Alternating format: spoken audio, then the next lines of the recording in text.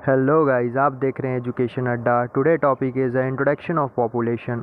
अगर साइनोप्सिस की बात करें तो introduction, definition, characteristics of population, इसके अंतर्गत बहुत सारे आते हैं। जैसे हम बात करें population density, birth rate and death rate of population, population dispersal, population fluctuation, equilibrium population, population distribution, biotic potential और ग्रोथ पैटर्न। अगर फैक्टर इफेक्टिंग पॉपुलेशन और कंक्लूजन और देन रेफरेंस। अगर हम इंट्रोडक्शन की बात करें तो इंट्रोडक्शन किसी दिए गए विशिष्ट स्थान और समय पर समान आनुवंशिकी वाले प्राणी समूह के उन सदस्यों की संख्या के योग को समष्टि या पॉपुलेशन कहते हैं, जिसमें प्रजनन के माध्यम से वंशागत लक्षणों के आदान प्रदान से प्रजाति की निरंतरता बनाए रखने की क्षमता होती है। सामान्य रूप से पॉपुलेशन एक विशेष क्षेत्र में पाए जाने वाले एक विशेष जीव जाति अथवा संबंधित जातियों के जीवों का एक समुच्चय असेंबल है जो उनके सदस्यों की संख्या बताती है, जैसे एक घास के मैदान में उपस्थित टिड्डे या एक तालाब में उपस्थित मेढक आदि। अगर हम क्लर्क के बात करें, क्लर्क ने 1954 में क्लर्क के अनुसार पॉपुलेशन दो टाइप्स की होती हैं, मोनो स्पेसिफिक पॉपुलेशन और पॉली स्पेसिफिक पॉपुलेशन। अगर मोनो स्पेसिफिक पॉपुलेशन की बात करें, यदि किसी जीव की निर्दिष्ट स्थान पर केवल एक प्राणी की प्रजाति पाई जाती है तब मोनो स्पेसिफिक पॉपुलेशन कहलाती है।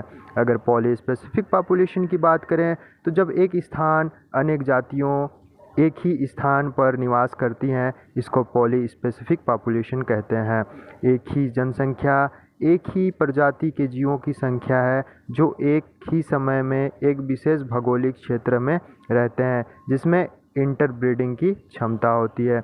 जनसंख्या जीव विज्ञान जनसंख्या विशेषताओं और उनके आकार और वितरण को प्रभावित करने वाले कारकों का अध्ययन है।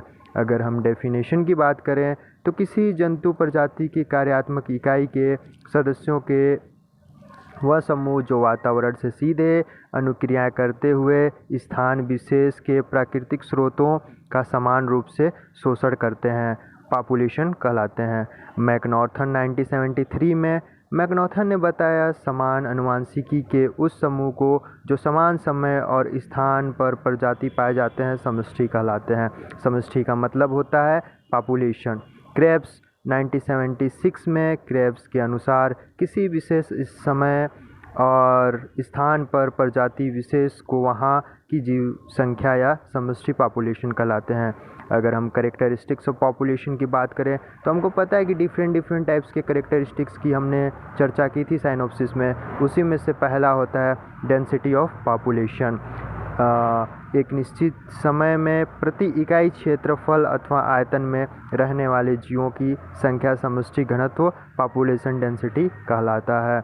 इसका फार्मूला भी होता है D बराबर N/A/T, जहाँ D बराबर घनत्व होता है, N बराबर संख्या, A बराबर क्षेत्रफल और T बराबर समय या टाइम होता है। समष्टि घनत्व व्यक्त करने की दो विधियाँ होती है, ग्रोथ डेंसिटी, इकोलॉजिकल डेंसिटी। अगर ग्रोथ डेंसिटी की बात करें तो संपूर्ण क्षेत्र में जीवों के कुल संख्या अथवा जीव समूह प्रति इकाई वर्ग फीट या आयतन को कहते हैं। एग्जाम्पल के लिए एक वर्ग मील क्षेत्र में हिरणों की संख्या अथवा हिरण 35,000 वर्ग मील क्षेत्र में तथा 2,500 प्लस 75,000 क्षेत्रफल में पाए जाते हैं। प्राणियों की इस प्रकार की संख्या किसी एक निश्चित क्षेत्र में आवासीय घनत्व हैबिटेट डेंसिटी कहलाती है। अगर हम इकोलॉजिकल डेंसिटी की बात करें तो जीवों की कुल संख्या अथवा जीव समूह प्रति इकाई वर्गफल या आयतन ये उस क्षेत्र में जहां वास्तव में जीव रहते हैं, अतः जीव का वास्तविक पारिस्थितिकी घनत्व उस छोटे से निवास क्षेत्र के आधार पर माना जाएगा। एग्जाम्पल, यदि 500 हिरण एक वर्ग मील क्षेत्र में रह रहे हों और उनके लिए आधा वर्ग मील का क्षेत्र प्राप्त हो, इकोलॉजिकल डेंसिटी 1000 हिरण प्रति वर्ग मील हो जाएगा। Birth rate and death rate की बात करें तो बर्थ रेट प्रत्येक जीव संख्या अपने क्षेत्र में प्रजनन करने की स्वाभाविक क्षमता रखती है। उसके जन्म दर प्रजनन दर पर निर्भर करती है। जीवों की अधिकतम जन्म दर शरीर क्रियात्मक कारकों जैसे लैंगिक रूप से परिपक्व नर तथा मादा जीवों की समष्टि में मादा जीवों का समानुपात अथवा एक अवधि यूनिट में प्रत्येक मादा उत्पन्न अंडे आदि द्वारा निर्धारित होते हैं। इसमें भी फार्मूला होता है। अगर जन्म दर की बात करें तो नए उत्पन्न जीवों की संख्या अपन समय बोले तो टाइम होता है। डेथ रेट की बात करते हैं, इकाई अवधि में समष्टि में मरने वाले जीवों की संख्या को मृत्यु दर कहते हैं। इसकी भी फार्मूला होती है, जैसे डी बराबर capital N upon small n upon t, या मृत्यु दर बराबर समष्टि अपॉन इकाई अवधिकाल कहते हैं। डिस्पर्सल पॉपुलेशन की बात करें तो समष्टि प्रक्षेपण वह साधन है जिसके विनिष्ट समष्टि पुनः स्थापित होकर साम्यावस्था में आती है या आने का प्रयास करती है। इसमें समष्टि जीव या उनके बीज एक क्षेत्र से दूसरे क्षेत्र में आवागमन करते हैं। वास्तव में समष्टि परिक्षेपण वह क्रिया है जिसके द्वारा कोई समष्टि अपने आवास में वृद्धि करती है। परिक्षेपण और प्रजनन में गहरा संबंध होता है, क्योंकि प्रजनन की अनुपस्थिति में परिक्षेपण नहीं हो सकता। समष्टि परिक्षेपण 3 विधियों द्वारा हो सकता है, जिसे हम लोग आप्रवासन, इमाइग्रेशन या प्रवासन या इंग्लिश में इमाइग्रेशन या माइग्रेशन कहते हैं। अगर हम इमिग्रेशन की बात करें तो जीवों का बाहर से किसी समष्टि में आना इमिग्रेशन कहलाता है। इमाइग्रेशन की बात करें तो जीवों के किसी समष्टि से बाहर जाना इमाइग्रेशन कहलाता है। और माइग्रेशन की बात करें तो इसमें जीव एक क्षेत्र को छोड़कर दूसरे क्षेत्र में जाते हैं और कुछ समय बाद से प्रारंभिक क्षेत्र में पुनः लौट आते हैं। अगर पॉपुलेशन फ्लक्चुएशन की बात करें तो किसी समष्टि की साम्यावस्था में पहुंचने के बाद इसकी संख्या साम्यावस्था स्तर से कम या अधिक होती रहती है। साम्यावस्था की संख्या में कमी या अधिकता होने की क्रिया को पॉपुलेशन फ्लक्चुएशन कहते हैं। समष्टि उच्चवाचन पर्यावरण में होने वाले परिवर्तनों या अंतर्जातीय प्रतिक्रियाओं के फलस्वरूप होता है। समष्टि उच्चवाचन समष्टि का एक विशिष्ट गुण और समाभावत यह जलवायु संबंधित नियंत्रण के कारण होता है। ये 2 प्रकार का होता है। सेंसेशनल फ्लक्चुएशन यह मौसमी परिवर्तनों से उत्पन्न अनुकूलन द्वारा नियमित होते हैं, जैसे वर्षा ऋतु में मक्खी या मच्छर की वृद्धि। अगर दूसरा की बात करें तो एनुअल फ्लक्चुएशन कहते हैं उसे, जो भौतिकी कारकों में वार्षिक परिवर्तनों के कारण समष्टियों में होने वाले उच्चवाचन को वार्षिक उच्चवाचन कहते हैं। एग्जाम्पल तापक्रम, वर्षा या आदि।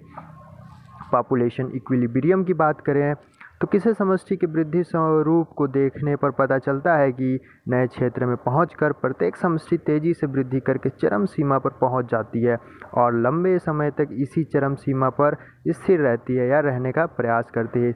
इस अवस्था को साम्यावस्था कहते हैं। अब पॉपुलेशन डिस्ट्रीब्यूशन की बात करें तो किसी समष्टि में जीव संख्या में आंतरिक वितरण को पॉपुलेशन डिस्ट्रीब्यूशन कहते हैं। किसी पॉपुलेशन में जीव संख्या के वितरण के 3 रूप देखने को मिलते हैं। यूनिफॉर्म डिस्ट्रीब्यूशन एक होता है और दूसरा होता है रैंडम डिस्ट्रीब्यूशन एंड क्लम्प्ड डिस्ट्रीब्यूशन। अगर हम यूनिफॉर्म डिस्ट्रीब्यूशन की बात करें तो इस प्रकार का वितरण समष्टियों के जीवों के बीच तीव्र प्रतिस्पर्धा के कारण उत्पन्न होता है। यह प्रतिरूप उन पॉपुलेशन में मिलता है जहां जीवों में तीव्र स्पर्धा होती है और धनात्मक विरोध होती है। रैंडम डिस्ट्रीब्यूशन की बात करें तो इस प्रकार के वितरण में जीव न तो एकत्रित होकर झुंडों में रहते हैं और न ही ये समान रूप से वितरित होता है। इस प्रकार का वितरण प्राय समान वातावरण के कारण होता है। अगर क्लम्प्ड डिस्ट्रीब्यूशन की बात करें तो इस प्रकार के वितरण में जीव प्राय झुंड बनाकर रहते हैं, या उदाहरण मक्खी, दीमक। बायोटिक पोटेंशियल पॉपुलेशन की बात करें तो किसी समष्टि के अनुकूल वातावरण में जीव संख्या की प्राकृतिक वृद्धि क्षमता को बायोटिक पोटेंशियल कहते हैं। समष्टि का घनत्व, जलवायु स्पर्धा, शत्रु रोग, मृत्यु दर, जन्म दर एवं भोजन की कमी आदि वातावरणीय कारक समष्टि के प्रजनन विभव एवं समष्टि में वृद्धि को रोकता है। बायोटिक पोटेंशियल द्वारा समष्टि में ऊर्जा प्रवाह, एनर्जी फ्लो तथा स्वांगीकरण दर का ज्ञान होता है। और ग्रोथ पैटर्न पॉपुलेशन की बात करें तो समष्टि के वृद्धि करने के ढंग को वृद्धि स्वरूप कहते हैं।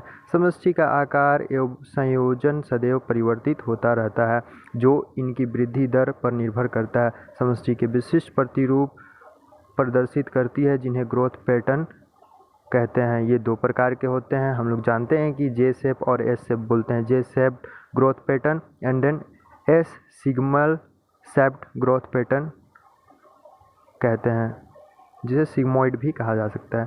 जे शेप्ड ग्रोथ पैटर्न, इस प्रकार के वृद्धि प्रतिरूप में चक्रवर्ती ब्याज का फॉर्मूला यूज होता है। जे आकार के स्वरूप का अर्थ है किसी जीव की जब किसी समष्टि के समय और वृद्धि का ग्राफ खींचते हैं तो जे आकार प्राप्त होता है। इस प्रकार की वृद्धि में शुरू में समष्टि का घनत्व तेजी से बढ़ता है, लेकिन वातावरणीय प्रतिरोध या अन्य कारकों के प्रभाव के कारण यह धीमा रुक जाता है। ये कारक भोजन की समाप्ति, स्थान, मौसमी कारक या फिर जनन काल की समाप्ति हो सकती है। इस स्वरूप में जनन काल की समाप्ति के कारण घनत्व के बाद कुछ समय तक स्थिर रहकर फिर तेजी से गिरने लगता है। एग्जाम्पल, वृद्धि का दर का यह ढंग कुछ शैवालों, कवकों और कीटों में देखा जा सकता है। dn/dt बराबर rn, r बराबर समष्टि वृद्धि गुणांक, n बराबर समष्टि का आकार, t बराबर समय। अगर हम इसकी डायग्राम की बात करें तो एस शेप्ड ग्रोथ पैटर्न, जिसमें नंबर ऑफ ऑर्गेनिज्म और टाइम को अगर हम लेते हैं तो ये जे शेप आकार बन जाता है। अगर एस शेप्ड की बात करें तो जब किसी समष्टि की वृद्धि और समय का ग्राफ खींचते हैं तो यह एस आकार प्राप्त होता है। यह ग्राफ इस बात की व्यक्त करता है कि शुरू में समष्टि धीरे धीरे वृद्धि करती है, इसके बाद तेजी से वृद्धि करती है और इसके बाद वातावरणीय प्रतिरोध के बढ़ने पर यह क्रमिक रूप से धीमे गति से वृद्धि करने लगती है। यह वृद्धि स्वरूप सामान्य रूप से अधिकांश समष्टियों में देखा जा सकता है। प्रत्येक समष्टि में वृद्धि इन्हीं दो स्वरूपों या इनके बीच की स्थिति में होती है, जो कि positive acceleration exponential phase, negative acceleration certainly phase. ये population growth size and time पर बेस्ड होता है। इसे एस शेप्ड ग्रोथ पैटर्न कहते हैं। अगर फैक्टर इफेक्टिंग पॉपुलेशन की बात करें तो किसी समष्टि की वृद्धि एवं समयावस्था दो कारकों द्वारा प्रभावित होता है। ये दो कारक मिलकर समष्टि का जैविक वातावरण बनाते हैं। डेंसिटी दो प्रकार के होते हैं, density independent factors and density dependent factor. Density independent factor की बात करें, समष्टि में आए नए जीवों के लिए उपलब्ध स्थान पहले से ही धीरे घिरे स्थान के व्युत्क्रमणपाती होती है। समष्टि के घनत्व एवं वितरण को पारिस्थितिकी के निर्जीव कारक जैसे वर्षा, नमी, तापक्रम, आयु आदि प्रभावित होते हैं। डेंसिटी डिपेंडेंट फैक्टर्स की बात करें तो अधिकांश जीवों में समष्टि के नियमन का घनत्व की प्रक्रिया उसके घनत्व पर निर्भर करती है। समष्टि का घनत्व उसके जैविक कारकों द्वारा प्रभावित होता है, जैसे स्पर्धा, प्रतिभक्षण, जनन क्षमता, प्रवासन रोग, शरीर क्रियात्मक आवास या क्षेत्रीयता। अगर कॉम्पिटिशन की बात करें तो एक ही जाति या विभिन्न जातियों की समष्टियों के बीच स्थान, आश्रय एवं भोजन के लिए स्पर्धा होती है। उपयुक्त चीज एक निश्चित जीव संख्या को आसानी से उपलब्ध होती रहती है, परंतु उस निश्चित सीमा से अधिक जीव संख्या बढ़ने से जीवों में उनको प्राप्त करने के लिए परस्पर स्पर्धा प्रारंभ हो जाता है। रिप्रोडक्टिविटी की बात करें तो समष्टि के घनत्व का उसकी जनन क्षमता पर सीधा प्रभाव पड़ता है। पर्याप्त मात्रा में भोजन उपलब्ध होने पर जन्म दर तथा वृद्धि दर को समष्टि के घनत्व पर इन्वर्स प्रभाव पड़ता है। अगर माइग्रेशन की बात करें तो समष्टि के जीवों द्वारा अति संकुलित क्षेत्रों की और भारी संख्या में प्रवासन से भी उस स्थान पर समष्टि के साम्यावस्था बनी रहती है, जैसे टिड्डी, लेमिंग, चूहा आदि को एक स्थान की ओर प्रवास करते देखा जा सकता है। कंक्लूजन की बात करें तो किसी स्थान विशेष पर समान अनुवांशिकी वाले प्राणी समूह के उन सदस्यों की संख्या के योग को ही समष्टि कहा गया है। समष्टि में एक जातीय तथा बहुजातीय समष्टि का अध्ययन किया जाता है। जीवों के जनसंख्या घनत्व तथा उसके मध्य होने वाले संघर्ष एवं जन्म दर तथा मृत्यु दर का अध्ययन होता है। अगर क्रैब की बात करें तो किसी विशेष समय और स्थान पर प्रजाति विशेष को वहाँ की जीव संख्या या समष्टि कहा जाता है। Thank you so much guys, और प्लीज़ लाइक एंड सब्सक्राइब और कमेंट करें ताकि हम और भी वीडियोस बनाएं, और ये वीडियो अच्छा लगा हो तो प्लीज़ शेयर करें। Thank you.